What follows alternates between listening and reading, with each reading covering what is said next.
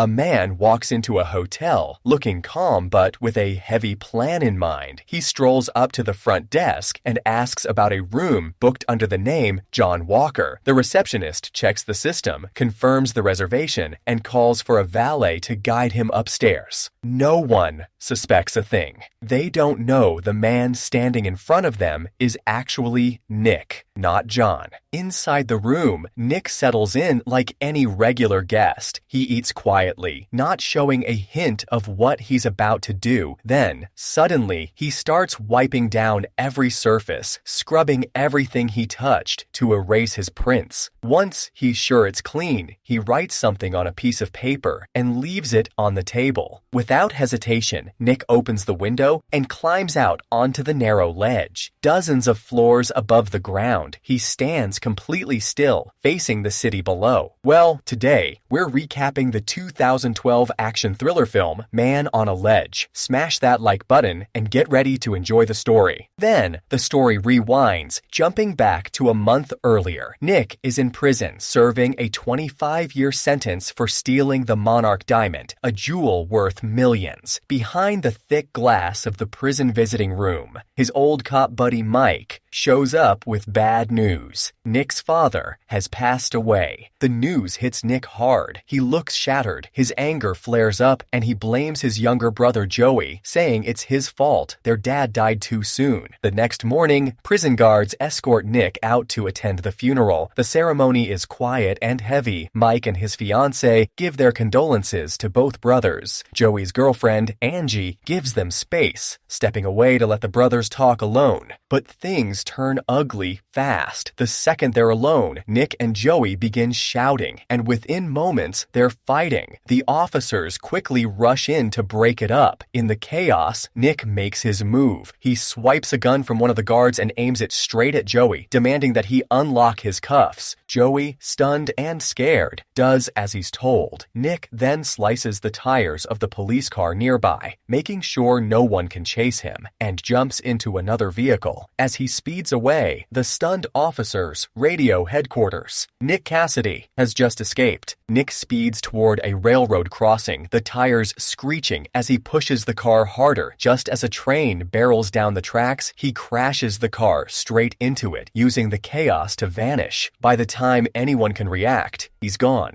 Far from the wreck, he reaches a quiet hideout, already stocked with everything he needs, gear carefully placed there by his team. Back in the present, Nick is still standing on that narrow ledge, high above the ground. A woman walking below glances up and freezes. She gasps, pointing. One by one, people start noticing. Within minutes, the street is filled with a crowd, all staring up. Sirens wail as police arrive, assuming this is a man about to jump. Officer Dante shows up and quickly takes control of the situation, managing the crowd and trying to keep things under control. A little while later, another officer named Jack heads up to the hotel room to speak with Nick. Jack steps out carefully and calls him by the name Walker. He tries to talk him down, asking gently why he's doing this, but Nick barely responds. He says he'll only talk to one person, Lydia. She's a trained negotiator, and he wants no one else. Then he adds coldly, if Lydia doesn't show up in 30 minutes, he's jumping. While officers scramble to track Lydia down, someone finds the note Nick left inside the room. In it, he's written one thing: he's innocent. Jack quickly briefs Dante on what's going on, and without wasting a second, Dante orders Lydia to come to the hotel immediately. Lydia, who's also part of the force, wastes no time. She rushes over, focused and calm. As soon as she arrives, reporters swarm the area. The media has picked up the story fast, and now the whole street is buzzing. Inside, Lydia checks in with the hotel staff and asks about the man registered under the name Walker. She heads upstairs and finds Nick still standing on the ledge. As she steps into the room, she notices something strange. Everything is spotless, not a single fingerprint anywhere. Even the pen used to write the note is clean.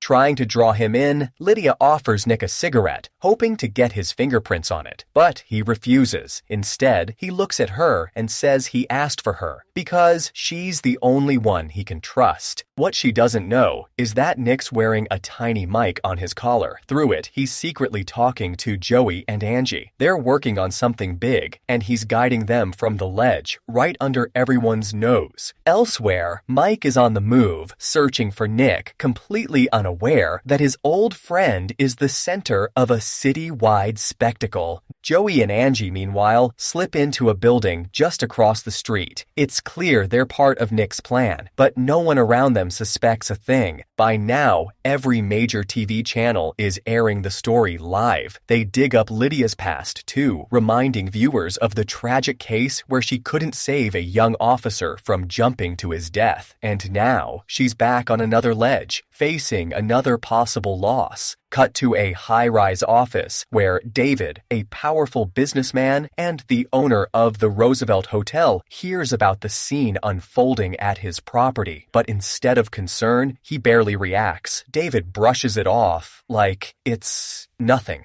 Joey and Angie quietly make their way to the roof of a building owned by David. Once they're up there, they set up a small bomb, just enough to blast a hole inside without raising alarms. They let Nick know they're ready, but he quickly tells them to wait. A loud explosion might turn every eye in the city their way. Thinking fast, Nick suddenly leans forward on the ledge like he's about to jump. The crowd below gasps, screaming for him to stop. Right at that moment, Joey triggers the bomb. The loud blast is masked by the chaos outside. Nobody notices. A perfect distraction. The roof cracks open, and Joey and Angie slip inside. Meanwhile, back in the hotel room, Nick tries to keep Lydia talking. He asks her for a cigarette, and she hands one over. He takes a few drags, then calmly passes it back. Lydia quickly gives it to Jack, asking him to lift prints from it and run them through the system. Somewhere else, Mike is at home watching the news when the live footage of Nick flashes on screen. His face drops. He recognizes him instantly. Joey and Angie are now moving through the building. They shut down everything. Alarms, cameras, all security systems go dark. But just as they feel they're in the clear, they come across a motion sensor. It stops them in their tracks. Neither of them knows how to bypass it. Joey whispers into the mic for help. On the ledge, Nick is still talking to Lydia, but manages to sneak in a few coded words. Lydia doesn't catch the meaning, but Angie does. She figures it out fast. It's a heat sensor. To fool it, they need to cool the area down. She grabs a fire extinguisher and blasts it, freezing the zone just enough to move past. While this is happening, Lydia gets a call from Dante. His voice is tense. He tells her that the man she's talking to isn't John Walker. It's Nick, the ex-cop accused of stealing David's diamond. Shocked, Lydia asks if this is the same Nick who was at the center of that massive theft. Dante confirms it. He also tells her that Mike, the cop Nick used to work with, is his close friend. Lydia immediately calls Mike, wanting to understand Nick's state of mind. Mike plays it cool. He says he's known Nick for years and repeats the official story, that Nick was locked up for stealing the Monarch diamond. But while talking, Mike is doing something else entirely. Surrounded by old papers and files taken from Joey's place, he tosses them one by one into a burning barrel. Flames eat through documents that carry not just Nick's name, but Mike's and Dante's too. Inside his office, David is busy entertaining a high-profile client when his assistant walks in, clearly nervous. She whispers that the man causing a scene outside, the one standing on the ledge, is Nick, the same Nick who supposedly stole his diamond. David freezes. His polite smile drops. Anger flashes across his face. Back on the ledge, Lydia finally gets a chance to ask Nick directly, why all this? What's the real reason behind this act. Nick looks straight at her and begins. 2 years ago, he says he was hired by David as a security guard. But according to Nick, David was the one who actually stole the diamond, then framed him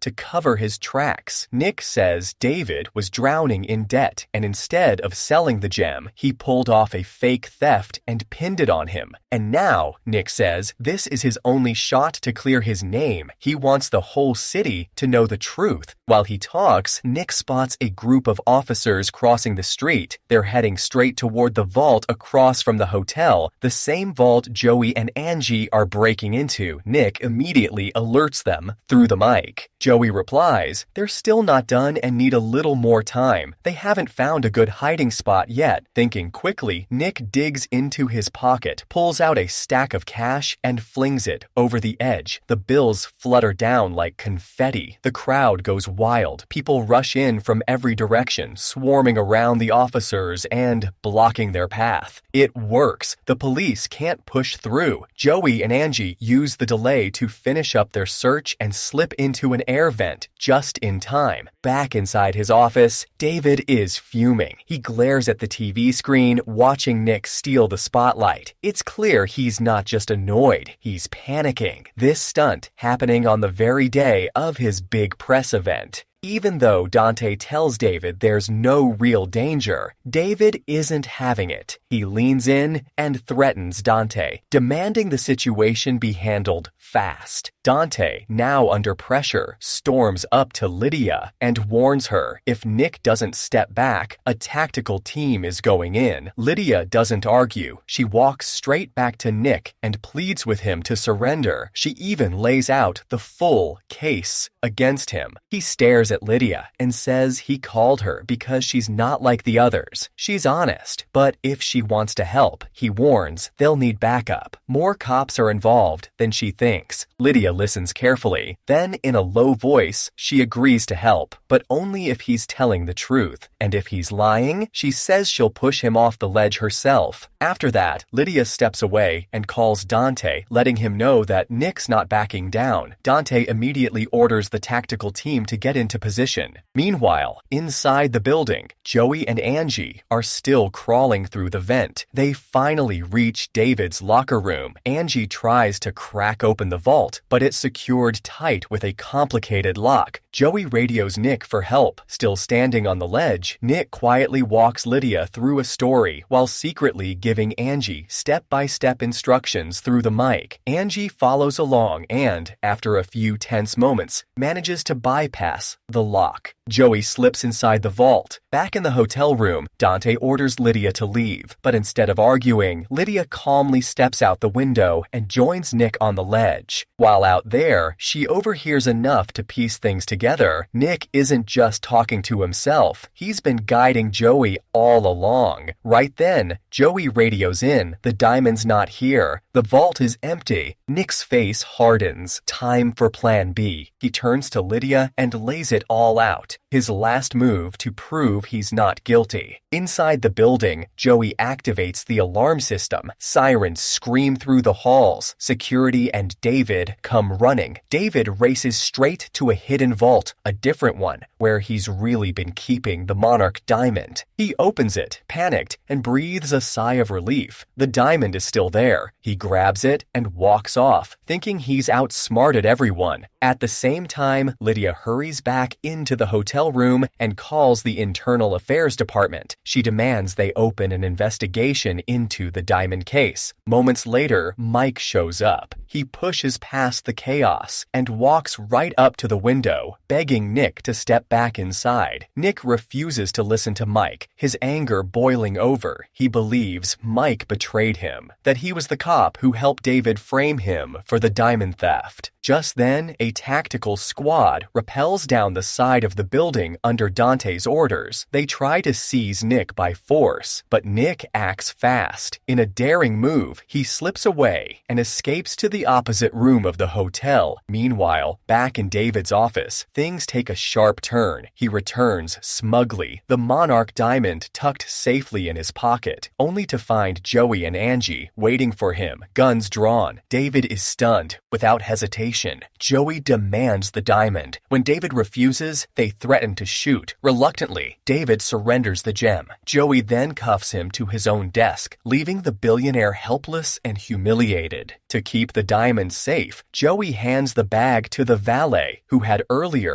helped Nick. The valet walks away unnoticed, just as the heat intensifies. At the same time, Dante makes a call to David and drops a bombshell. The person who pulled off the diamond heist is Nick's brother. Now it's clear, Dante has been working with David all along. He's the dirty cop behind the frame job. As Nick is being chased by police through the building, he unexpectedly crosses paths with the same valet. Without a word, the valet hands him a jacket. Inside it, the Monarch diamond. Shortly after, Dante corners Joey and Angie and demands the diamond's location. But before things spiral, Lydia gets a critical call from the intelligence agency. They've completed their investigation, and they found solid proof tying both Dante and Mike to the original robbery. Nick then makes his way to the rooftop of the building, but once there, he finds himself surrounded. Dante and his armed officers are already waiting for him. Lydia rushes to the rooftop to intervene. She tries to reason with Dante, but he's lost control. He orders his men to take her away. Just then, David appears, dragging Joey with him. Holding a gun to Joey's head, he gives Nick an ultimatum: return the diamond or watch his brother die. Out of choices, Nick gives in, but David doesn't stop. He coldly tells Dante to kill Joey before walking away. That's when Dante turns to Nick with a cruel grin and tells him to jump off the ledge, or Joey dies. Right then, Mike, who's been listening from nearby, bursts in and fires a shot at Dante, but the bullet hits body armor. Dante's wearing a vest. He quickly fires back and hits Mike. As Mike collapses, Dante moves in to finish the job. Before he can pull the trigger again, Lydia storms in and shoots Dante straight in the neck. He drops immediately dead. Nick looks down and spots David trying to make a quiet escape with the diamond still on him. Without a second thought, Nick dives off the rooftop and crashes onto the giant airbag waiting below.